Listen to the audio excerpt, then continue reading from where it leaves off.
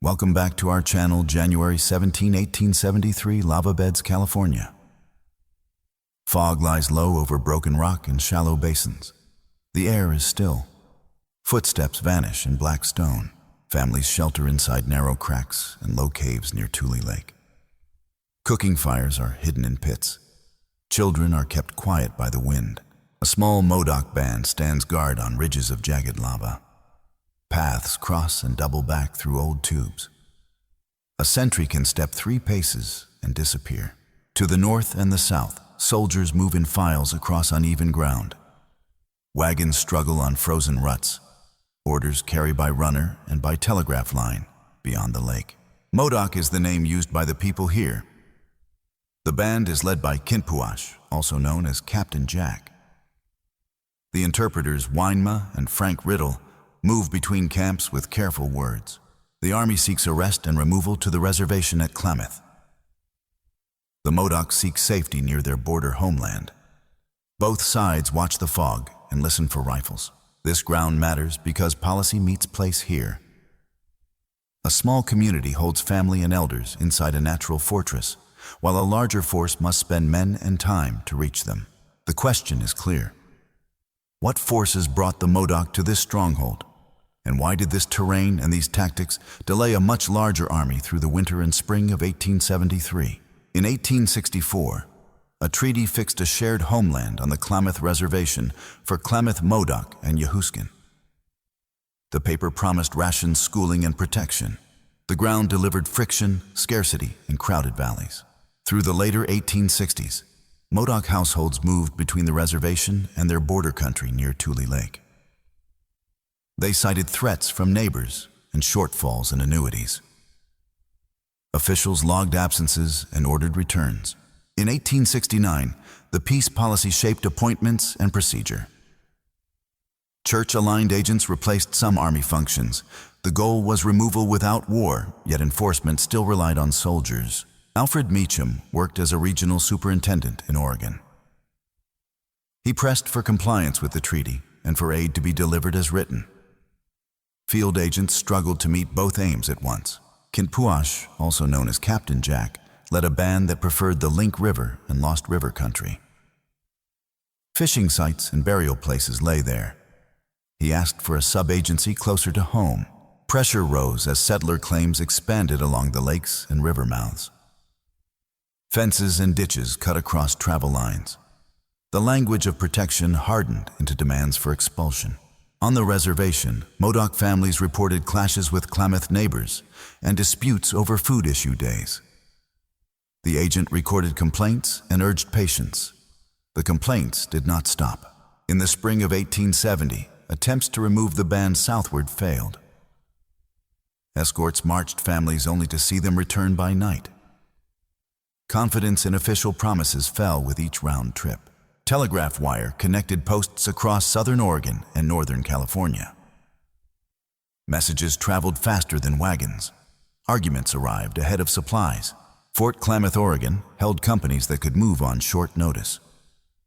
Volunteers could also be called from Wairika and local settlements. Winter movement over broken rock remained slow and costly. By October 1872, orders to arrest named leaders were drafted. The intent was to force compliance and end raiding claims. The language of the orders left little room for compromise. On November 29, 1872, a detachment moved toward the Modoc camp at Lost River. Words failed at close range. Shots were fired and the camp broke south. That same day and the next, small settler parties near Tule Lake were attacked by Modoc, not under the direct control of Captain Jack.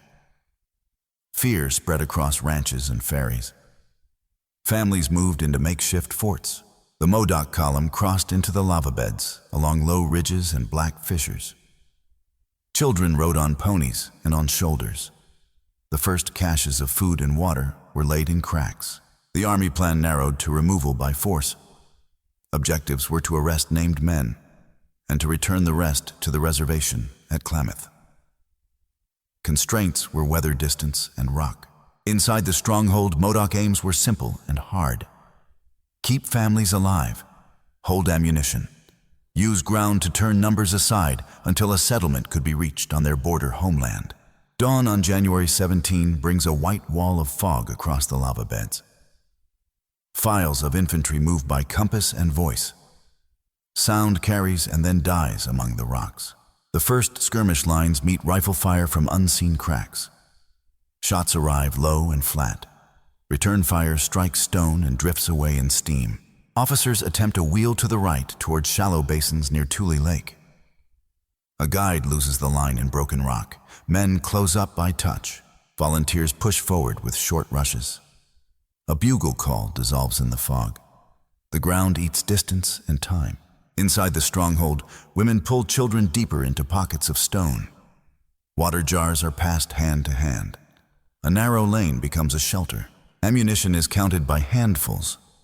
Runners thread through old tubes and reappear behind a lip of rock. A family fire is covered with a flat stone. By midday, the army right finds a notch and tries to force it. A crossfire opens from a seam that looked like a shadow. The notch is abandoned. A courier rides back toward the telegraph station at Link River. The message asks for stretchers and fresh men. Wire hums beyond the lake. At dusk, the advance breaks contact. Casualties are carried out over jagged steps of cooled lava. Lanterns are hooded against the wind. The next day, the lines test the edges and fall back. Reports note that the enemy cannot be seen for more than a heartbeat. The place denies open order. In late January, pickets are posted close to the rock lanes. Night voices carry in the cold. A horse stumbles into a crack and must be shot. Early February brings slow parleys. Frank Riddle and Winema carry words across the flats. A meeting place is marked by a cairn of stone. Messages move from Fort Klamath to camps near the lake by wire and by sled. Replies from the stronghold come by runner and by rumor. Time stretches. An officer writes that artillery might chip the rims and clear lanes. A scout answers that the guns cannot climb. Wagons sink in ruts, frozen like iron. A snow squall drops across the basin in mid-February. The Modoc shift camp by lantern light through a tube with a low mouth. Smoke stains the roof. Settlers crowd into small forts along the ranch roads. A ferry is hauled onto dry ground. Cattle are driven toward safer pasture near the timber. The Peace Commission forms in late March. General Canby arrives at lava beds with Meacham and Thomas.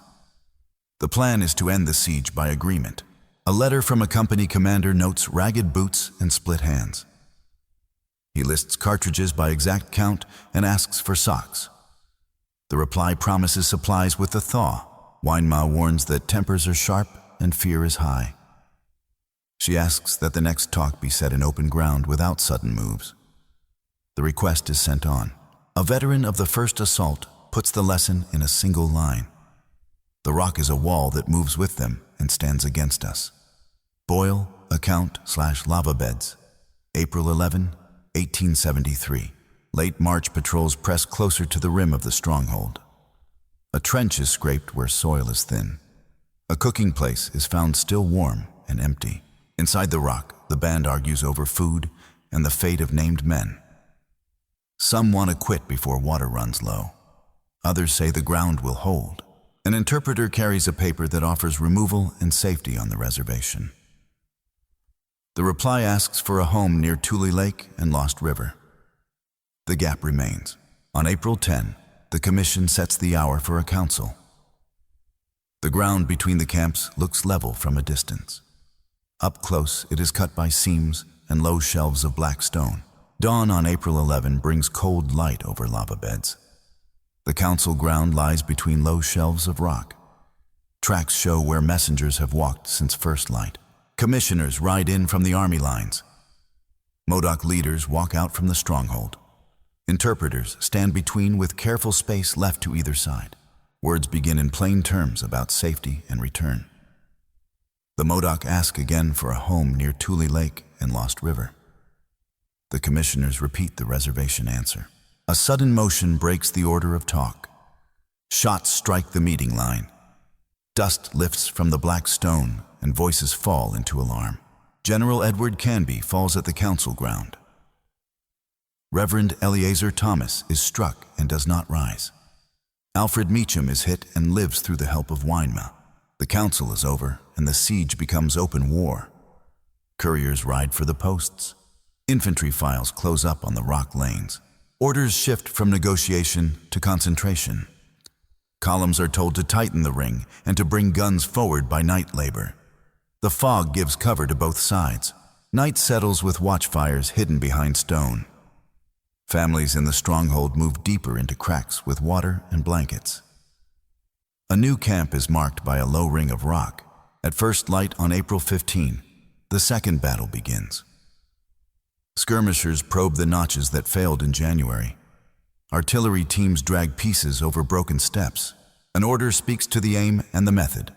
Concentrate on the rim at first light and hold gains even if small. Field officer, show order. Lava beds, April 15, 1873. Guns fire short shells that break rock lips and throw dust. The effect is more moral than material. The ground still swallows sound and sight. Infantry advances in files of twos across seams and pockets. Scouts mark safe steps with small cairns. A man can see 10 paces and then nothing. Inside the stronghold, the Modocs shift again through low mouths of lava tubes. Short roots join to form a crooked arc. Smoke is pulled flat by the wind.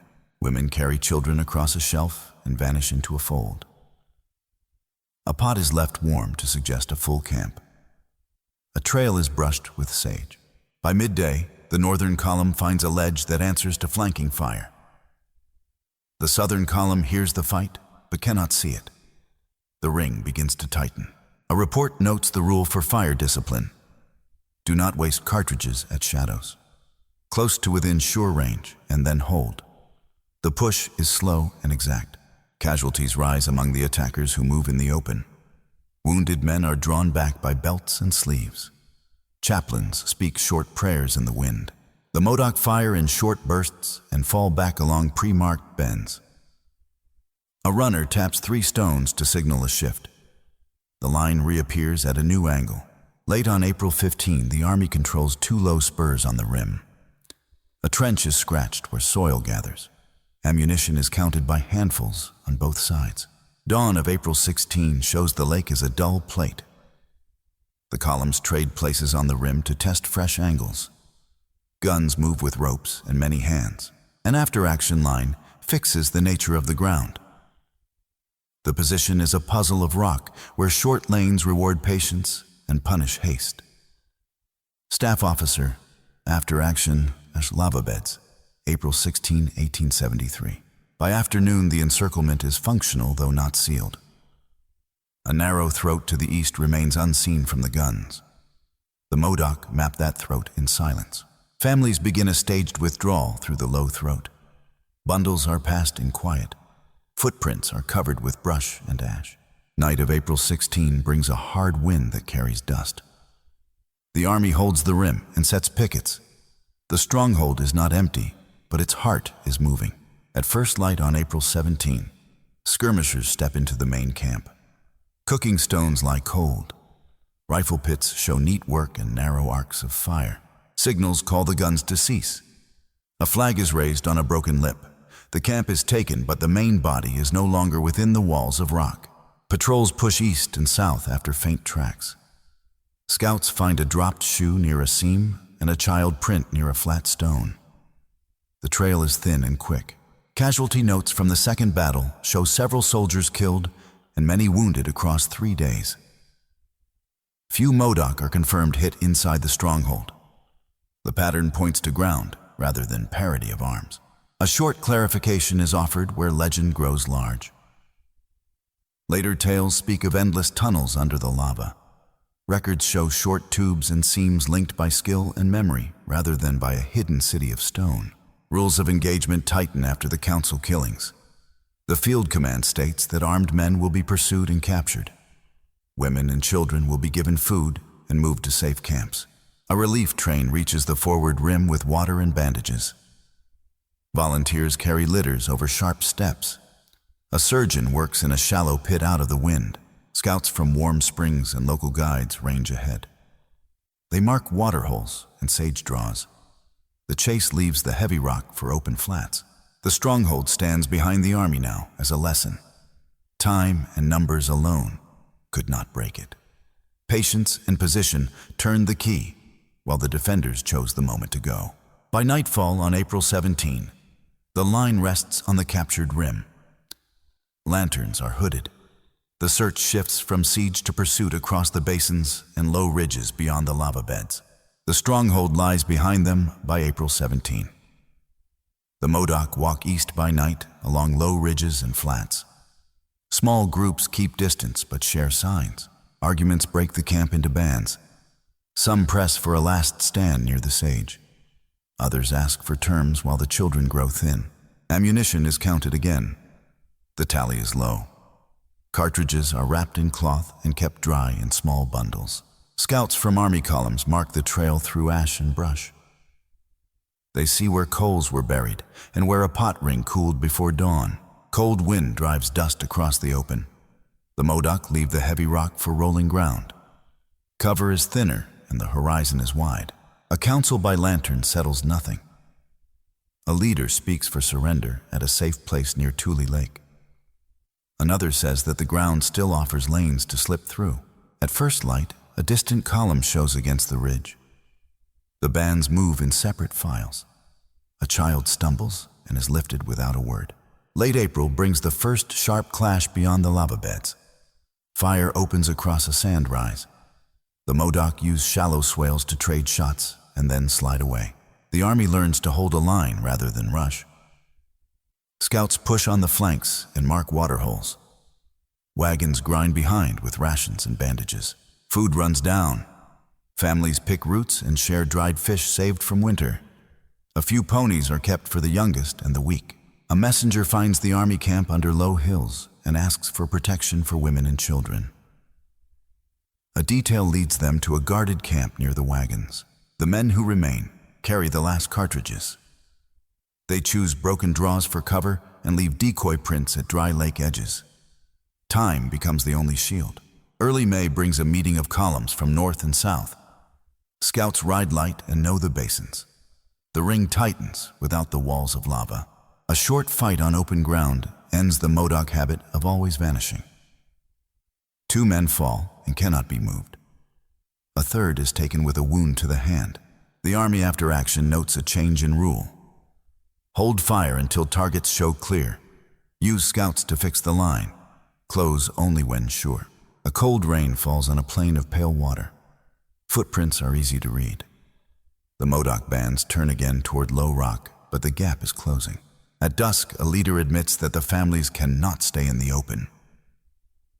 He tells the men that the next fight must create space or end the march. The turning point arrives on a hard morning in early May. The Modoc line is caught in shallow cover at the edge of a dry lake. The flanks bend and then break. A runner tries to carry a last bundle of cartridges to the right. He reaches a wash and finds it bare. The right cannot hold and slides away. 2 leaders argue over the next move under a low shelf of rock. One says south toward deeper country. The other says split now and live to choose again. Men drop from the line in 2s and 3s and move out. The fight becomes many small trails rather than one stand. The army holds the ground where the cartridges were lost. The admission comes from an officer who had favored a quick storm of the stronghold in winter. On open flats, those men could not hide their families or their fire. The ground chose the hour and not the brave. Staff officer statement, camp near Tule Lake, early May 1873. The effect is immediate. Pursuit gains pace. Warm spring scouts range ahead and close the distance in the basins. The Modoc bands begin to fall apart. A brief counterfactual rests on these hours. If a sub-agency near Tule Lake had been offered and secured before the council killings, the siege might have ended without this chase. If the Modoc had found one more belt of cartridges at the dry lake, the break might have carried them to cover and bought a week.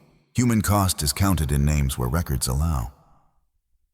General Edward Canby and Reverend Eleazar Thomas died at the council. Soldiers and volunteers died in the winter assault and in the spring approach. Modoc families lost kin to fire and to flight. The march after the stronghold left elders and children sick on the flats as the last band chose between surrender and a fight it could no longer supply. Early June brings the last surrender in the sage country east of the lava beds.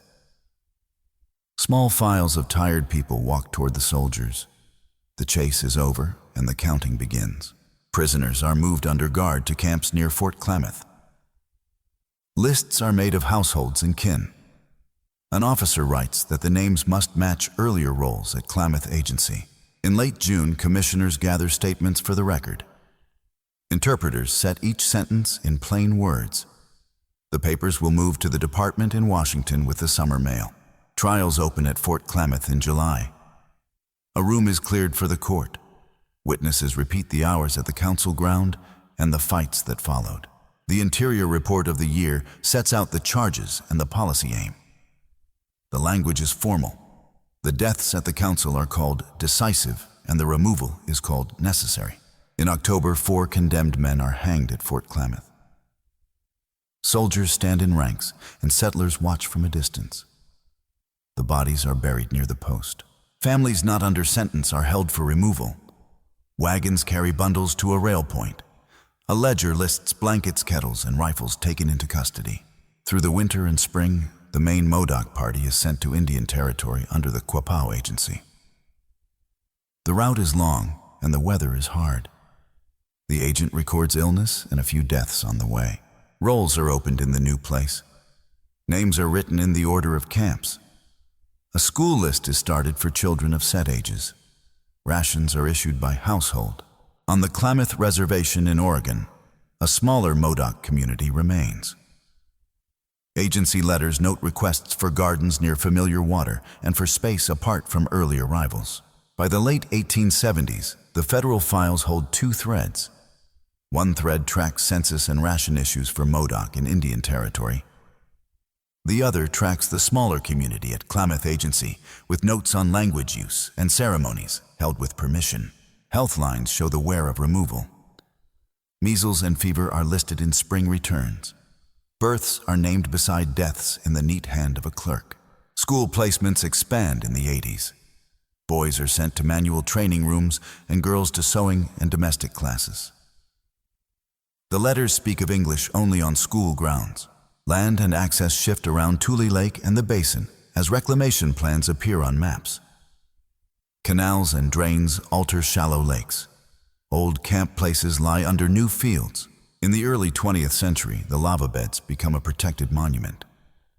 Trails are marked to caves and to the old rifle pits.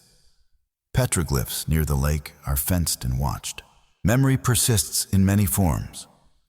Families keep stories of the winter in the rock and the march to the plains. Ledger drawings show camps and trails in spare lines. Visits to the monument bring descendants and local schools. Guides speak of the ground as teacher rather than prize. A ranger reads a short paragraph from the old reports at the rim. Two present-day communities identify as Modoc in Oklahoma and in Oregon. Councils meet to manage programs for health, language, and history. The names in the rolls now stand for living families, not only for case files. Across archives, the same records appear in different hands. The Interior Report of 1873, the correspondence of Klamath Agency, the court papers from Fort Klamath, and the Kintpuash Agency ledgers form the spine of the story. Oral testimony and later histories add weather smell and pain. The aftershock is durable. Policy failure turned into siege and then into removal. Yet the people continue in two homelands. The lava beds remain a place where policy meets stone and where voices still ask to be heard in plain words. Most historians agree that terrain and knowledge of place allowed a small Modoc band to resist for months. The stronghold turned numbers aside and punished haste. Patience and encirclement, not a single charge decided the ground. A second point of consensus links policy to the fighting. Years of disputed protection on the Klamath Reservation and failures in support set the choices that followed. The siege grew from paper and from place. A third point holds that the deaths at the council ended negotiation. After April 11, the field turned to concentration and pursuit. The chance for a local sub-agency vanished under grief and anger. Contested lines remain. Casualty counts for the January and April fights vary by report. Tallies of Modoc fighters shift between lists made in winter and in spring. The weight of individual roles is also debated. Some narratives center Kintpuash as a fixed commander. Others describe a looser band where kin groups argued and chose different paths. Numbers of tunnels are sometimes enlarged in memory. The record shows short tubes and seams linked by skill rather than a hidden city. The ground was enough without legend. Military readers draw a quiet lesson on small force defense. Short fields of fire, reverse slopes, and planned exits can yield time against a larger force. Weather and fog add to the ledger. Policy readers find a test of the peace policy. Civil appointment without reliable support did not remove the need for force. The result was a cycle of order failure and armed return. The human cost is clear in names and in ledgers. Families were split by removal. Trials and executions closed one chapter and opened another in Indian Territory and in Oregon. Continuance follows in two homelands. Councils meet in Oklahoma and in Oregon to keep language and health programs alive. The names in the old rolls belong to present families. The site itself teaches without speech. Trails at lava beds pass rifle pits and low caves. Petroglyph cliffs near the lake stand under careful watch. Schools visit and read short lines from the reports. Guides note where the fog lay and where the lanes ran. The ground makes the words plain. Archivists keep the paper spine of the story. Interior reports, agency letters, court records, and later testimony sit side by side. Each adds a line to the winter and spring. The memory endures because policy met stone and families stood in the gap, and because the stronghold still holds silence where voices once chose between surrender and survival.